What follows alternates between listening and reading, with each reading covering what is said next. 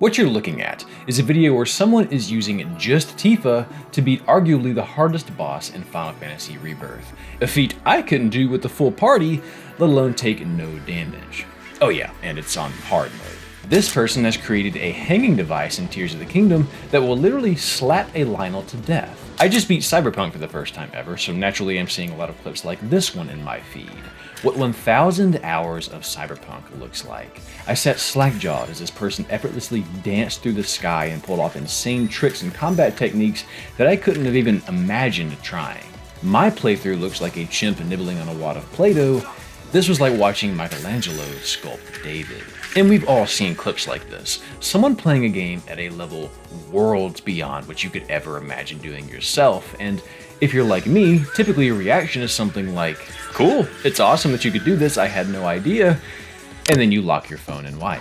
But these clips wouldn't exist if there were not people out there who do much, much, much more than just roll credits.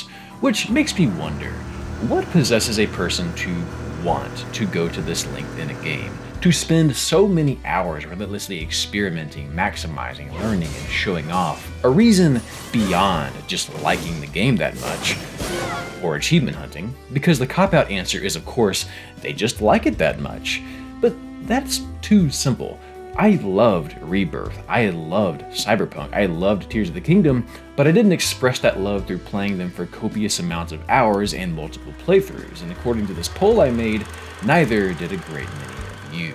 Love for a game can be expressed in many different ways. So what makes a person spend hundreds, sometimes thousands of hours on something that they may not even like that much? Is there a psychological predisposition to playing a game like this? Spoilers, the answer is yes, and involves something that psychologists call goal orientation.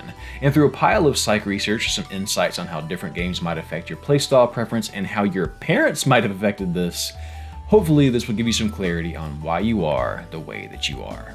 In a nutshell, I want to help you answer if you are a master or a performer, and help you understand what that means. If you liked these videos, you're gonna like this one. And if you already think you're probably a master because you love to tinker in an effort to master a skill, you're really gonna like today's sponsor, Boot.dev. Video games are, for many of us, a chance to prove something to ourselves, an opportunity to get lost in the mechanics, express ourselves, and for many of us, to conquer something that at one point felt impossible. Maybe coding is something like this for you. Maybe you've always been interested in it, but far too intimidated to actually take on that Herculean task. Boot.dev is here to tell you that you can, in fact, learn.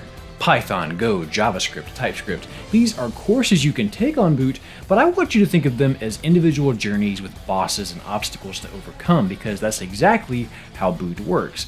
They want to ensure you aren't bored and that learning feels like a natural progression. Lessons are built like missions in a game. You'll earn XP, levels, achievements, and complete quests to keep your learning immersive. There are even bi-monthly boss fights where the community rallies together and gains bonus XP for each lesson completed during the event. The folks at Boot.dev believe that you can't learn to code without doing what you'll actually do on the job, which is writing a lot of code and building real projects. Because this isn't just about learning. They want to help you form a skill set that you can then use to build a career. They even have lessons to show you how to find a job.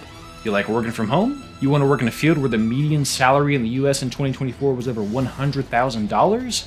Do you like a challenge? If you're ready to take the leap, go to Boot.dev and use my code DarylTalksGames to get 25% off your entire first year if you choose the annual plan. Always a pleasure working with Boot.dev, so thanks again for the sponsor. Now back to the show. Cast your mind back to when you were in the 5th grade. What school was like, what games you enjoyed, what friends you had. And once you situate yourself in that memory, I want you to imagine that one day in class, the teacher pulls you aside and gives you a few small puzzles. They aren't super hard, you are pleasantly surprised at how well you've done, and the teacher then says to you, "Great job, you must be really smart." How does it make you feel to hear that? Maybe back in school you were actually told something exactly like this. Perhaps you were placed in the smart kid classes and labeled gifted and talented. Maybe you really liked that praise. Hell, maybe you heard it all the way through college, but let me revise our story ever so slightly. Let's rewind. You do the puzzle, you succeed, you feel good, and then the teacher says to you, "Great job, you must have worked really hard." How does this one make you feel? It's entirely possible that they sound the same to you. You kicked ass, end of discussion. But it's shocking just how staggering of a difference these two forms of praise actually make.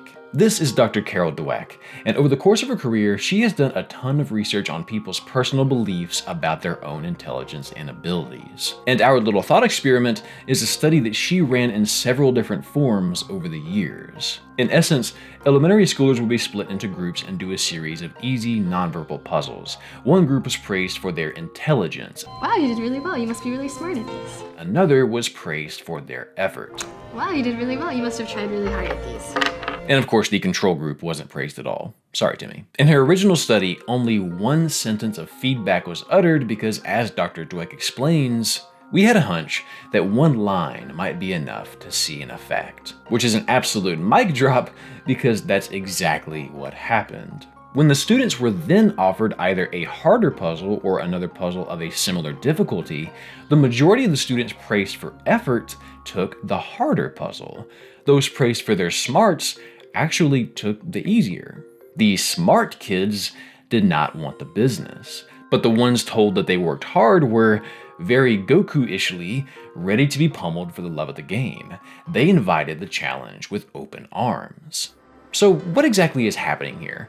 Well, these forms of feedback to our young malleable minds immediately begin to mold our self-belief and subsequently our motive to try. By telling students, "Hey, good job, you must be smart," it immediately places the reason for their success on something about them that they have no control over. It'd be like telling your niece that she bowled a strike because she has a lot of aura. What the hell does she do with that? On the other hand, by telling students that their hard work was what paid off, that gives them something actionable to use moving forward, and it makes difficult tasks less of a threat to their identity and more of a chance to grow. Like Dr. Dweck says, when we praise children for their intelligence, we tell them that this is the name of the game. Look smart, don't risk making mistakes. In the long term, what this simple distinction in verbiage manifests as is two distinct, very well researched and defined motivations.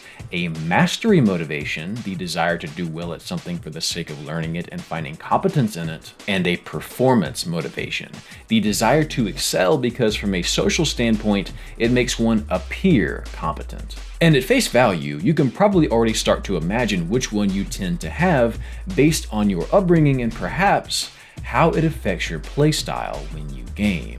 If you relate to the players from the start of the video that experiment and intimately learn the mechanics of the game, you might enjoy doing things that way because, like the effort kids, the ever-growing challenge and the allure of mastery is most satisfying to you. On the other hand, if you're like me and were placed in the gifted and talented classes growing up, you may not really play games specifically for the difficulty. I'm here to enjoy the story. I'm here for the vibes, the atmosphere, the music, the chance to do something funny or laugh with a friend, or cry until I'm numb. You enjoyed the cabaret side quest in Yakuza 0 because it required a deeper understanding of what your girls are good at and what your guests want to see. I enjoyed it because the makeover menu music sent my soul into orbit.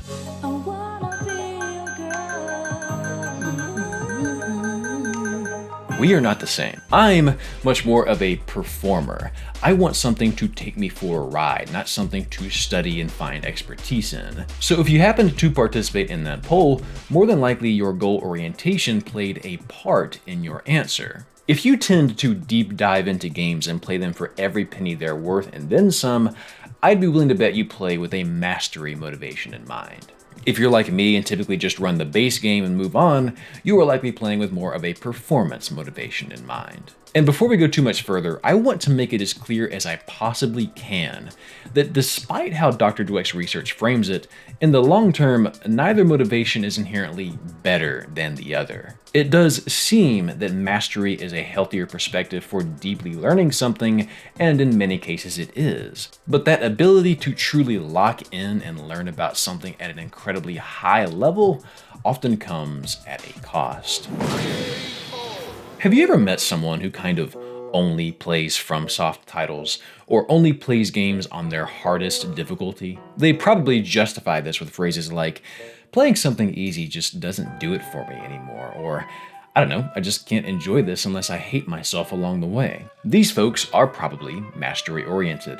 They get the most thrill out of a genuine challenge. But it might cost them a ton of games that they'd never consider playing. Believe it or not, this happens in school too, which is where most of this research was done. This 2019 paper found that mastery-oriented university students perform well on exams only when the subject matter was interesting to them. They excelled when it was something they gave a damn about and performed poorly on other topics. Performance-oriented students, with their anxiety and pressure to be the good students they think they are, did very well across all topics as long as the class demands were clear. And it's fascinating to see this leak into the comments from that poll. Some people who do put in the gargantuan sum of hours tend to either do exactly that or just bounce off of a game entirely with no in-between. Some have to 100% a game before they can move on. Others stopped gaming like this because they don't have time to do so anymore. Masters are actively looking for something to get hopelessly swept up in for a long time, even if it means they miss a ton of other stuff. But if you fall in that slight majority with me, oh man, you may not be pulling off stunts like this or putting in hours like this, but you're likely trying way more games and rolling credits on way more games of varying genres. If the game isn't that hard, that's okay. For performers, it's more of a social experience anyways. We aren't playing Monster Hunter Wiki because we're in love with the mechanics, we're playing because it's fun to swing a hammer and we just want to be part of the session. And because we want that play. We don't achievement hunt because it gives us a chance to experience the game's strategies and interactions at their fullest. We look up a guide for that. We just want the platinum so that we can flex it. We aren't playing that fighting game because we like the nitty-gritty details of the meta. We're playing it because it feels good to socially compare when we win. Performers, because they are so socially driven instead of process driven, tend not to need an overwhelming inherent interest in a topic to excel in it like masters do. If everyone is playing a particular game, if all of their friends are playing it, fear of missing out will set in stronger for the performer and drive interest through that avenue, especially if it is a particular type of performer. Some psychologists make the distinction that there are two types of performance motivation: appearance-based and competitive-based. Appearance-based goals tend to lead to a host of maladaptive outcomes, such as self-handicapping and help avoidance. This is what Dr. Dweck typically observed in students who were told they were smart. This suddenly gave them a fragile self-image that they sought to protect instead of being engaged with the material itself. And it cost them. Later in that original study, they had both groups do an extremely difficult puzzle. Where the mastery kids typically didn't mind failing and had fun with it, the performance kids broke down, assuming that their failure was evidence that they weren't really smart at all. You seem to have more trouble with this one, and I want to know why you think that was. Probably because I'm not good at these problems. Appearance-based performers tend to go that route. Competitive-based performers, however, generally tend to achieve more and have much more adaptive outcomes, such as self-efficacy and self-regulation. What this means is that even if you run completely on ego, that ego is one hell of a motivator. Every Goku needs a Vegeta, and this is exactly what you get if you're a performer who loves competition. You may not be in love with the mechanics or the strategy of Marvel Rivals, but if you care about winning enough, you will make room for them. You may not be drawn to FromSoft games or brutal platformers, but if your buddy beat one and won't stop talking about it, you might suddenly have something to prove. Meanwhile, your buddy couldn't care less what people think because he's mastery motivated. He plays Rivals because the strategy and technique tickles his brain. He plays because the depth of Elden Ring's build combinations are like brown sugar cinnamon Pop-Tarts to his prefrontal cortex. He might enjoy fighting games because the frame data... Actually, I'm not convinced anyone likes fighting games, but you see my point. Alright, let's do a little mental check-in. I know almost all of you right now are watching this and have already decided that you are most certainly either a master or a performer. You've related to something I said about your upbringing or how you play or how you pick games. I hope that has provided some clarity about yourself, but before you go too far with that, it is critical that I speak to a mysterious third party that is watching. The people who were screaming, "I think I'm both, man. What the fuck is going on? Am I gonna die?" A 2015 study on 278 athletes found that when in a competition, athletes do their best work if they have both a high level of task goal orientation and ego goal orientation. To translate that, task is mastery, ego is performance. Basically, as long as they are not low in both forms, they are experiencing a positive mental state when they play. I bring this study up simply to say, you can have both, and in fact you probably do. If masters compare themselves to their past selves and performers compare themselves to others, it stands to reason that you can do both of these things simultaneously, and according to this study, many athletes do. And in fact, if you do, you're more likely to experience that flow state that people talk about so much, where you're super engaged with an ever-growing challenge, which is exactly what makes video games such a magical time. So for the cascade of people who commented on the poll saying it depends or that they do a little bit of both, of course you do. These motivations are not mutually exclusive. The best way to think about it is you likely have a mastery stat and a performance stat. They might both be high, they might both be low, they might be a mix of values, they may vary depending on the game or activity or mood, but they do make a difference in your decision making. Just like patience or empathy or introversion, they're personality traits that are a factor in your life and not a hard law that you're going to follow. But understanding these motivations, I think, is important for all of us, because knowing that you tend to be a master may make you feel better about spending 200 hours on Monster Hunter and ignoring your backlog. This is just what you're built to do. Knowing you're a performer may make you not worry so much about leaving side quests and secret bosses undone. Had enough of this, Josh.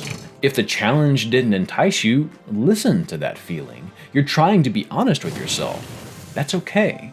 Oh, and by the way, please don't bear resentment toward the people who taught you growing up for making you one way or the other. I know we made a big to-do about that talent versus effort praise study, but believe it or not, a study spanning several countries involving twins found that learning motivation is actually around 40% genetic. So regardless of how you were rewarded as a child, you were already predisposed to how you were going to be.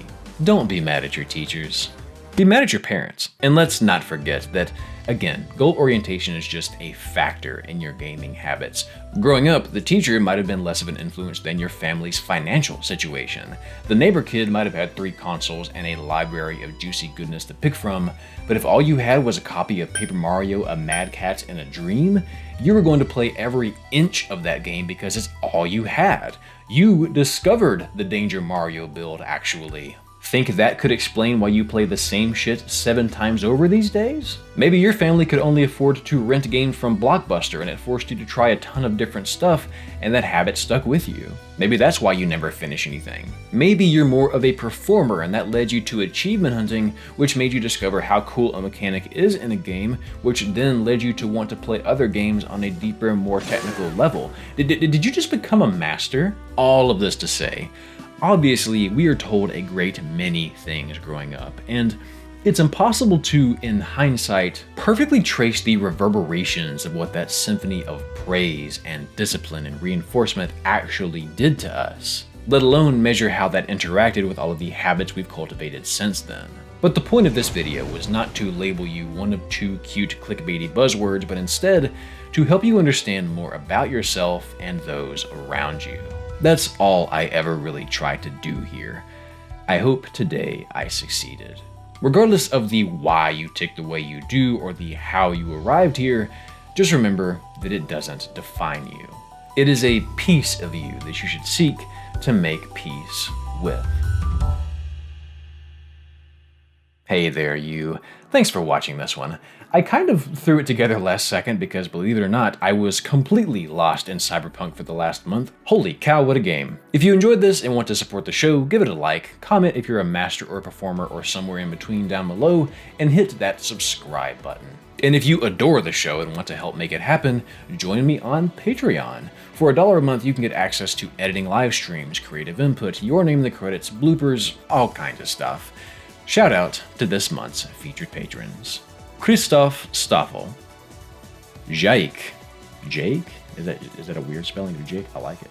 Weenus, John Harper, Lindsay G, your boy Isaiah, Ignis, and David Gia. Thanks again for watching. Take care and have yourself a damn good one. This is usually where I tease the next video. I have no clue what to make next, so I'm just going to ask you guys straight up, what do you want?